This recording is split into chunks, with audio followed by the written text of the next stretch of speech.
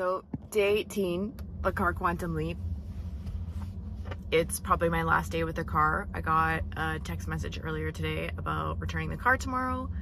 So I'm just waiting for a phone call that my car is ready to be picked up.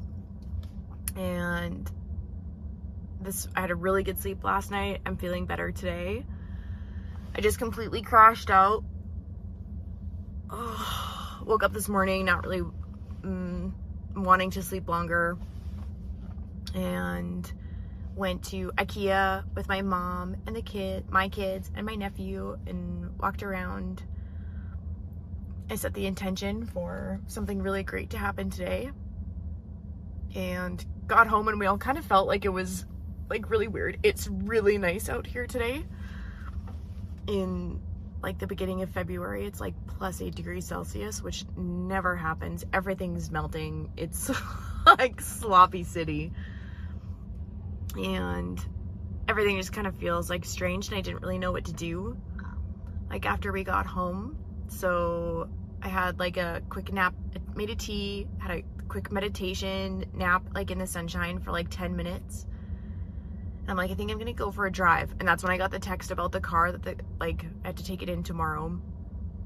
And I'm feeling very, very, very emotional. I saw yesterday that like my old work is hiring for like my old position, which I thought was funny timing, as I feel like there's always like this part of me that wants to give up if it's not going perfectly, which is the Virgo in me. And I'm like, but then I saw that, I'm like, they were amazing people. I was not suited for that job. To go back, you couldn't pay me enough to go back, I don't think. Like part of me feels like, I'm like, I don't know if that's actually true. I'm like, no, I think that's just because how I'm feeling right now. So I decided to go on a drive, enjoy the sunshine, get out of the house for a bit. I need some like time and space to think. And I just like started bawling when I was in the car, thinking about how like I'm just feeling very like unloved.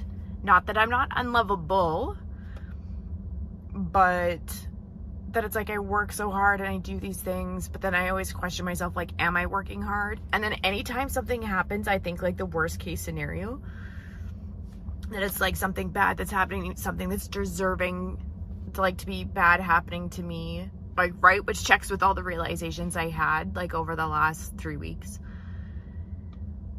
I'm just like, no, but like, what's taking my own advice and like I gotta walk my own walk. Gotta walk what I talk. I'm like, what's the like emotion that I'm feeling? Like, what am I feeling? I'm like, I don't feel very loved by money. I'm not really feeling loved by our home. I'm not, like, everything feels very like performative is like the word. And kind of like when I got to like that feeling of like, oh man, it would just be so nice to feel like loved again. It would be so nice to feel loved again. And then I had to think to myself, I'm like, have I ever really been like felt loved though? And I don't know if I have. Thinking about too, it's like all my past relationships and my past like friendships and stuff, everything had a level of reciprocity. And I think like as a healer and as my abilities of like a coach and just like my own personal value is always in helping other people. So my boundaries are always, that's where my boundaries are the weakest, I guess is like the best way to put it, that I want to be able to help people figure things out and make them feel good and like help them, because I have the capability and the capacity and intuitive knowing almost always of like what's needed to help people. So it's finding that line between like, this is like a God-given gift that I can't not do that. But then always like, but am I always in relationships that are somehow serving, right? Like if I'm not helping people or if I'm not helping my friends, is there still a level of friendship or relationship in there, whether it's romantic or not? And yeah, I was listening to this podcast this morning from Haley Hoffman Smith, who's the practitioner that I do like my EFT with. And her podcast was talking about how love and money are very reflective, which is like not new news to me. I've believed that for a very long time. And this lead up into feeling just like how closed off I've been because I have felt so unloved for such a long time, and how that feels like really, really loud. And I think that's a part of me that like wants to be saved. Like if someone really loved me, they'd save me. Because I don't think I've ever really had that, which makes me like really sad. I've never had anybody like love me enough to like save me, not without strings attached or anger or disappointment or rejection, or like always having to like feel like I have to pay that back. And I think that's just really sad.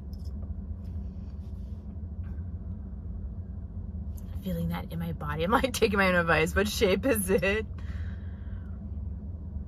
Just like this gross like sea star, you know, like the bad urchins that eat all the coral. It's like dark and gross, and that's what it feels like. Blech. There's all these birds. I'm parked down by the river, and there's all these birds. What birds are you? It's February. Interesting. So yeah, it's just like noticing where, and there's part of me, I'm like, okay, if I didn't owe anything to anybody, and if I really could just do what I wanted, I'm like, what would I do? I'm like, I'd be traveling with my children, and I'd be writing books, and I'd be like healing people along the way, and that's it. I'm like, okay, well, why am I not doing that? And maybe this is all happening or not happening because I am at like this crossroads of having to like pick one life for another.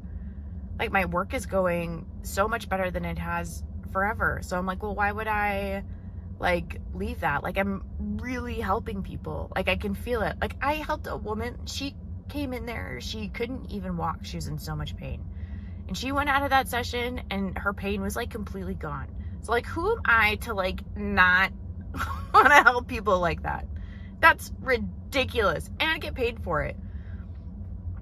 That's like so dumb. It's so silly to me that I would like think that I'm like, well, I don't like want to do that. Because I'm like, I can't just travel the world right now. My daughter is she's halfway through grade 11. She has incredible friends here. I'm starting to just like travel the world with her and have her like not have that time with her friendship and with her friendships in her school is not a good idea. My son's like in a very supportive school environment for the learning like disadvantages that he has, and well, not even disadvantages. How do I want to word that? He's dyslexic. So it's like he's in a very supportive program, and that program ends next year. So like we're totally coming to like an end like next year, and then basically we can do whatever we want, because I can see him wanting to homeschool like as we travel, that and hire tutors and stuff along the way. Fantastic. I can absolutely see that for us 100%. I think they'd be totally on board too. I think we're all very much done with like the house. Like we love that place. It's been very healing, but everybody's ready for like this next upgrade. Do I want to be moving in the like February? No. It's like, it's nice this week, but that doesn't mean it's going to be nice in 3 weeks if you remove. Plus it's like the cash to be able to be supported for that just like isn't there. And I'm like, I don't want to have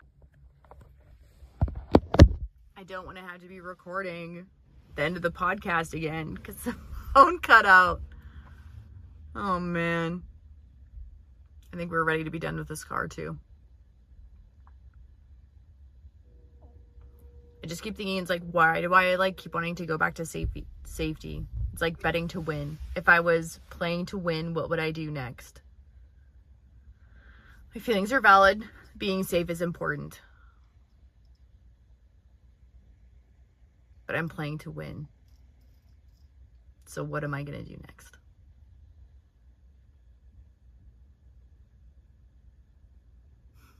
I'm home now, so to be determined.